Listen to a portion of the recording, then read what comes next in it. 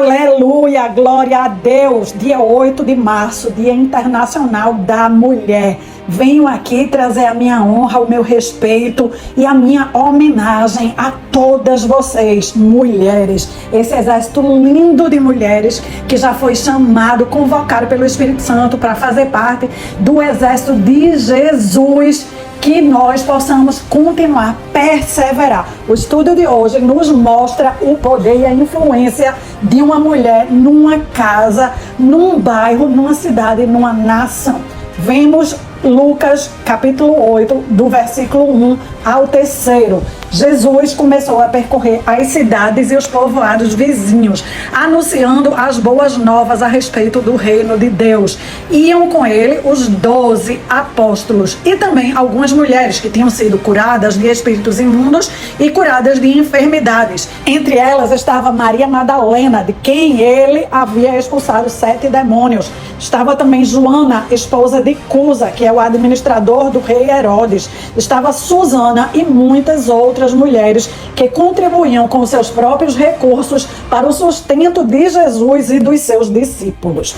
Já naquele momento, Jesus viajava com uma comitiva na qual haviam mulheres de todas as classes sociais, mulheres de todas as denominações, mulheres de todos os poderes. Haviam mulheres casadas, haviam mulheres solteiras. Elas estavam participando do ministério, inclusive financiando o ministério com os seus recursos. Jesus levava a mensagem do reino de Deus. Ele ensinava a palavra. Junto com isso, ele carregava o próprio avivamento. Ele era o próprio avivamento. Ele restituía e restaurava às pessoas o vigor espiritual. Havia um despertar, um fervor em cada pessoa que era contagiada. O avivamento se caracterizava por algumas marcas especiais. Havia arrependimento para perdão dos pecados. Havia a presença de Deus e havia o derramar do Espírito Santo que agia em cada pessoa,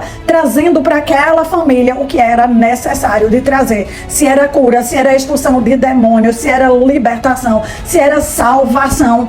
Todos eram alcançados, as regiões elas eram abaladas e sacudidas. Afinal de contas, Jesus veio para destruir as obras do diabo. Desde que ele deixou para nós o Espírito Santo, outros avivamentos similares aconteceram. O primeiro foi com a ordem de ficarem reunidos aguardando que ele enviaria o Espírito Santo.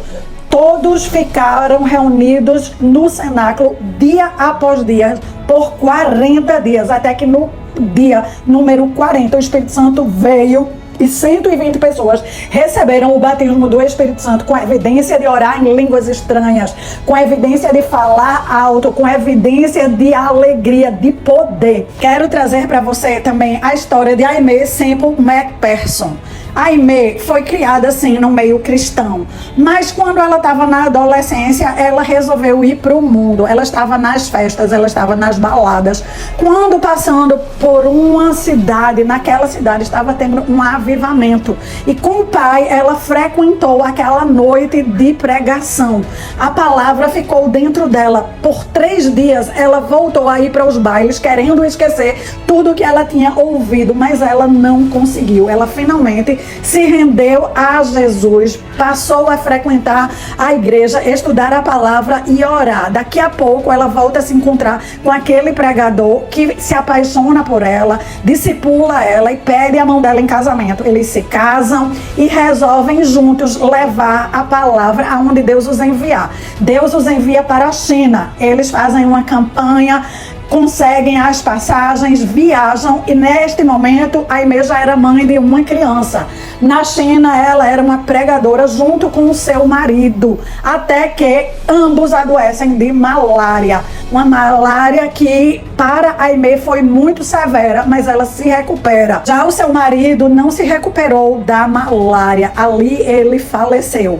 Viúva com uma criança pequena na China, ela acha que a melhor solução é voltar ao Brasil. No Brasil, depois de um tempo, resolve casar novamente tem uma outra criança e fica em casa cuidando das crianças. Deixou de lado completamente o seu ministério de pregação.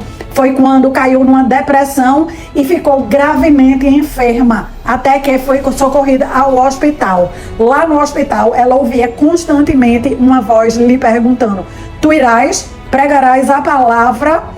Mas foi apenas quando lá na frente teve uma apendicite e precisou passar por 5 cirurgias seguidas. Estava tão grave o quadro que uma certa noite ela pediu pela própria morte de tão exausta. Naquela madrugada ela ouviu novamente a voz: agora tu irás? Quase sem forças, ela finalmente lhe respondeu: sim, Senhor, eu irei. Depois disso, em 15 dias, sua saúde estava restaurada. Em 1915, ela fez a sua primeira campanha evangelística. Viajou aos Estados Unidos inteiro de carro, aonde aquela mulher abria a boca para levar as boas novas de Cristo. Curas, sinais e maravilhas acompanhavam a palavra de Deus. Esta mulher revolucionou a sua geração.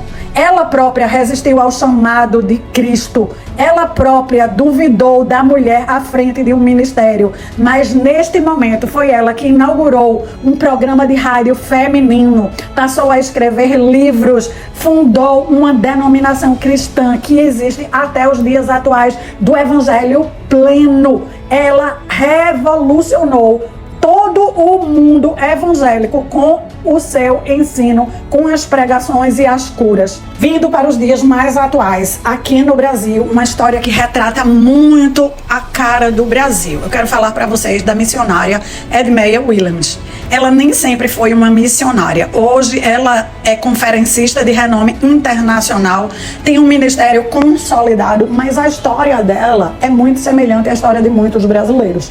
Ela foi fruto do adultério. O pai de Edmeia, um imigrante da Guiana Francesa, passando pelo Brasil, teve um relacionamento extraconjugal com a sua mãe, uma mulher de Santarém, do Pará.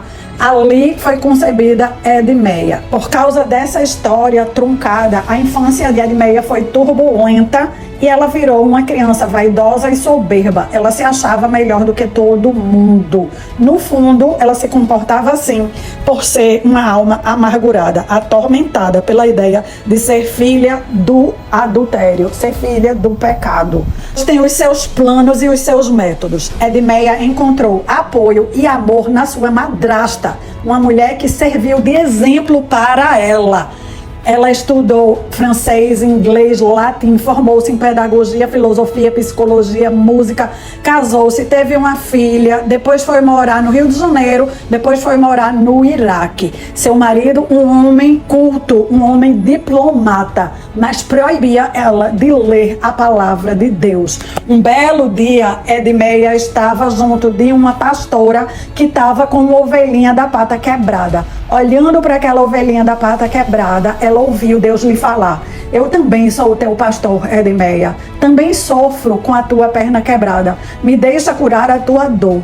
Ela finalmente orou: Senhor, se eu ainda te servir de alguma coisa, eu quero, me leva de volta ao Brasil.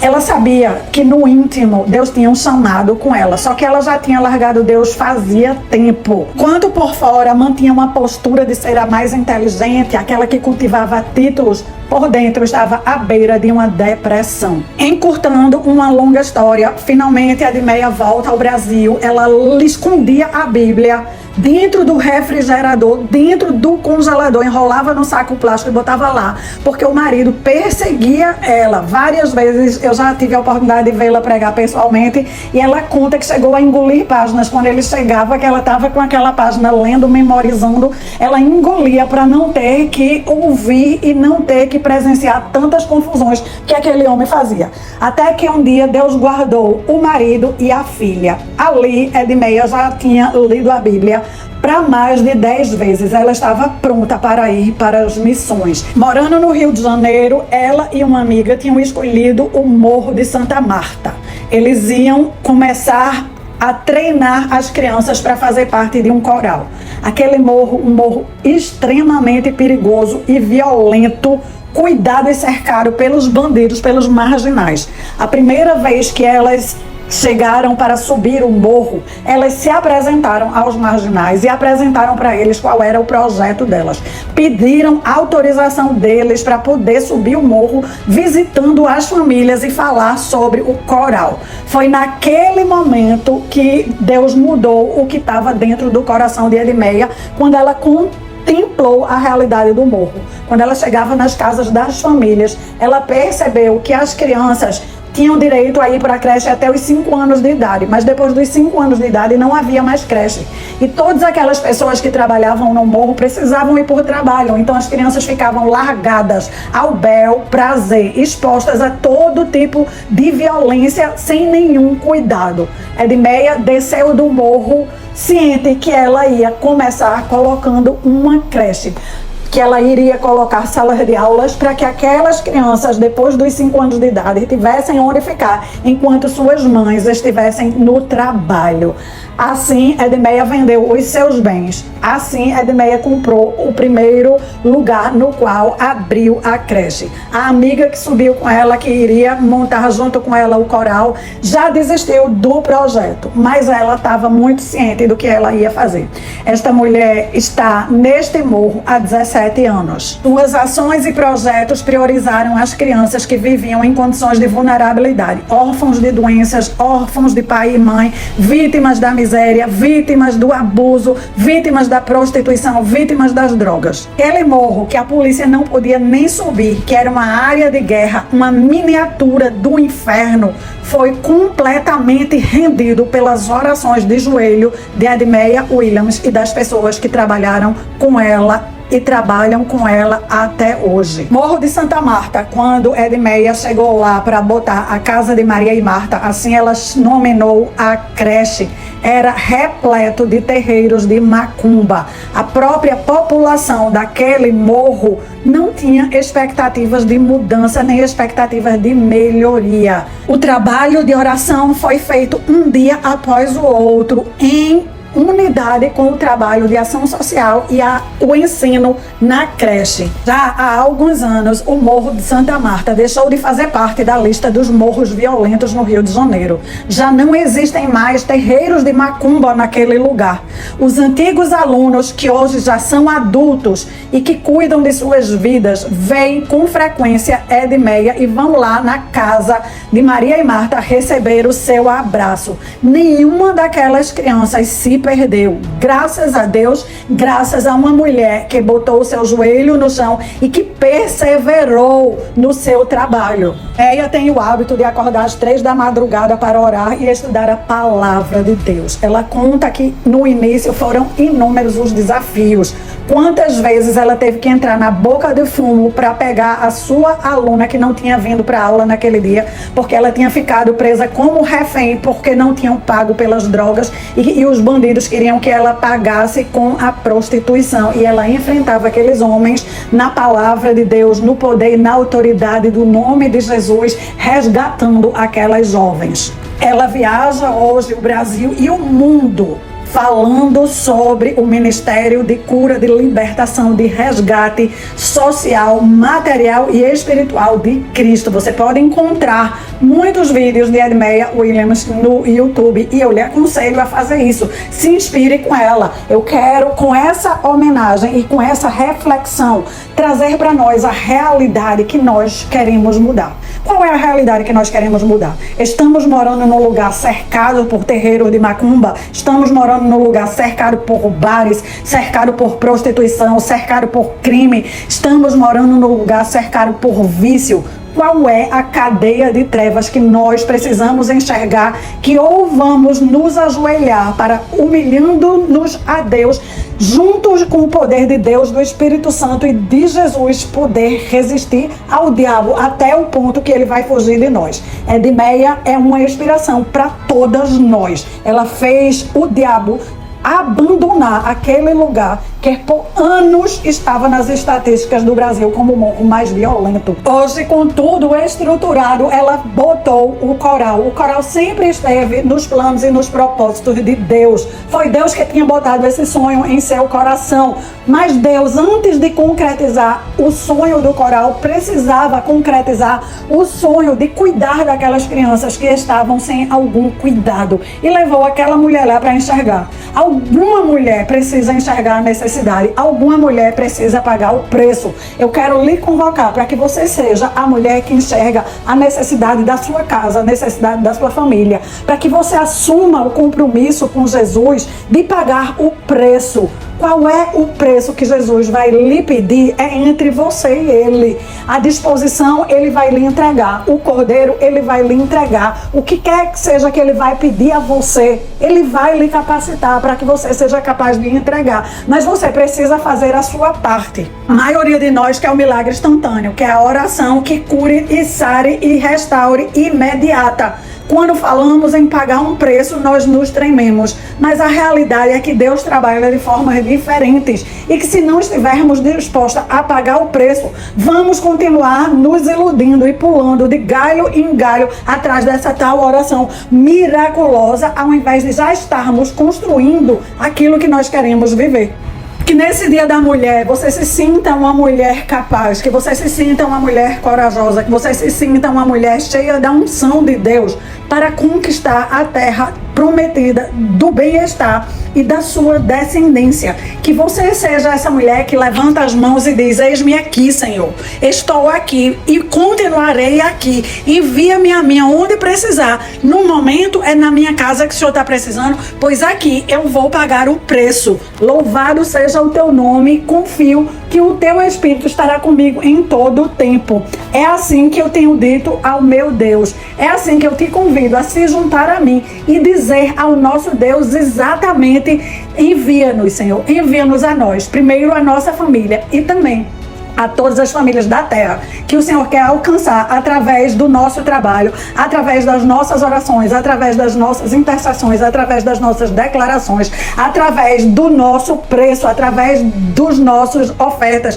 através das nossas contribuições, assim como aquelas mulheres contribuíam com o ministério de Jesus, estando junto com ele, fazendo o trabalho junto com ele e também com seus bens e com suas propriedades. Nós vamos fazer o mesmo nesta época. Nós vamos transformar o solo aonde estamos pisando. Amém? Aleluia, concorda comigo? Então vamos fazer o que nós estamos aprendendo a fazer de melhor: orar, clamar, interceder, peticionar. Espírito Santo de Deus maravilhoso, agradecemos e louvamos por aprender através das vidas dessas mulheres. Nós precisamos entender que todas as vidas que o Senhor coloca diante de nós, nós somos responsáveis por elas, assim como Susana Wesley entendeu. Por ela ter entendido esse trabalho e ter feito um trabalho tão eficaz, 2 dos seus filhos mudaram a nação, mudaram a maneira como o evangelho é levado e até hoje continuam impactando com seus ensinamentos e com o que a igreja wesleyana trouxe para os Estados Unidos e para o mundo.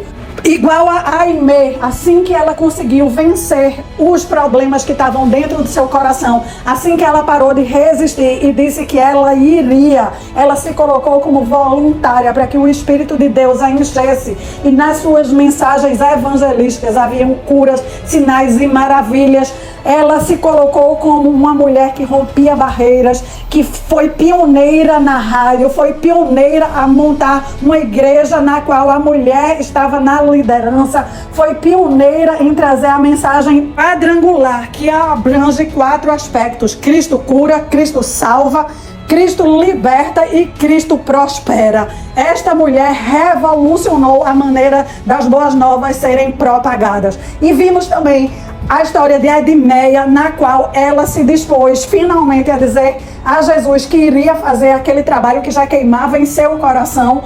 E ali ela revolucionou um lugar que as pessoas não queriam morar. E ela fez ao contrário, vendeu os seus bens e comprou uma casa e foi morar lá dentro. Ela foi cuidar dos filhos das outras mães que iam trabalhar e não tinham com quem deixar, e que deixavam os filhos o dia inteiro na rua, entregue ao léu. Ali, Edmeia e a casa de Marta e Maria foi um amparo para aquelas crianças, mas ela, na madrugada e com todos os seus recursos, ela orava, clamava, declarava, dizendo que ali naquele lugar, naquele morro, era terra de Deus, era terra bendita, que aquele povo era povo de Deus, povo bendito, que o diabo não ia mais imperar, que a violência não ia mais imperar, que a prostituição não ia mais imperar, que as drogas não iam mais imperar.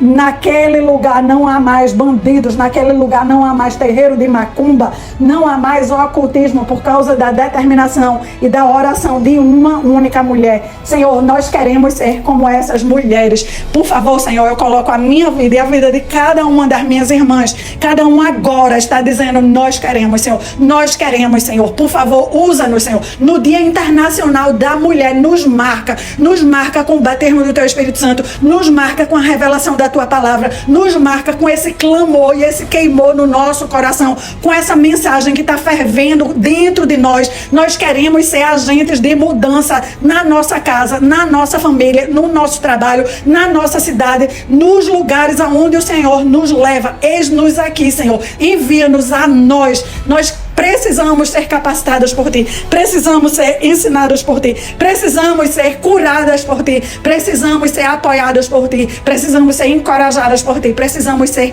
animadas, Senhor, e precisamos que a nossa mente seja uma mentalidade de Cristo, uma mentalidade que vence e derruba gigantes, uma mentalidade que vence e derruba barreiras, uma mentalidade imparável, uma mentalidade que veio aqui para reinar, para governar, para fazer transformação nas nossas vidas e no nosso Brasil. Senhor, oramos pelo nosso país, que o Senhor visite os nossos políticos, que o Senhor coloque mais e mais mulheres em cargos de liderança, que todos sejam, homens ou mulheres, sejam honestos, retos, íntegros, pessoas temente a Deus, pessoas que querem o bem da população, que a nossa economia cresça, prospere, aumente, que venham oportunidades de fora e que as oportunidades de dentro também sejam sustentadas pelo poder de Deus, que hajam mais e mais indústrias, que hajam mais e mais comércio, que haja mais e mais tudo que o nosso país precisa ter para que ele tenha uma economia sólida e saia das dívidas.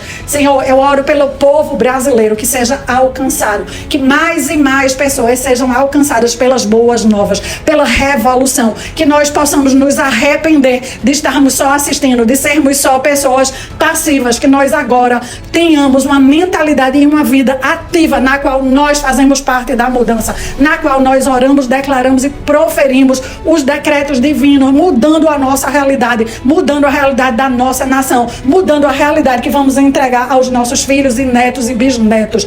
Que seja um dia muito marcante desse Dia da Mulher, que seja um dia muito profético e muito cheio de revelação, esse Dia da Mulher para as nossas vidas, em nome de Jesus, em nome de Jesus. Você que foi abençoada com essa mensagem, deixa o seu joia, contribua, vamos junto comigo proclamar a palavra de Deus, proclamar as boas novas, vamos arregimentar mais mulheres, envia o convite também para outras mulheres, e eu estou compartilhando com vocês o link de um vídeo onde o país foi completamente mudado pelo poder da oração. Eu aqui enfatizei a mudança no Morro de Santa Marta, mas agora nesse outro vídeo está enfatizando a mudança de um país inteiro, porque o 3% da população resolveu orar. 3% da população foi responsável por mudar o destino de uma nação. Se aconteceu na Coreia do Sul, pode acontecer no Brasil. Que assim seja, que o nosso país seja completamente transformado por pessoas que agarram a bandeira da oração e que se comprometem a orar e continuar orando até ver a terra prometida com os olhos, até comer do leite e do mel tão prometido por Deus. Aleluia, volta amanhã para continuarmos.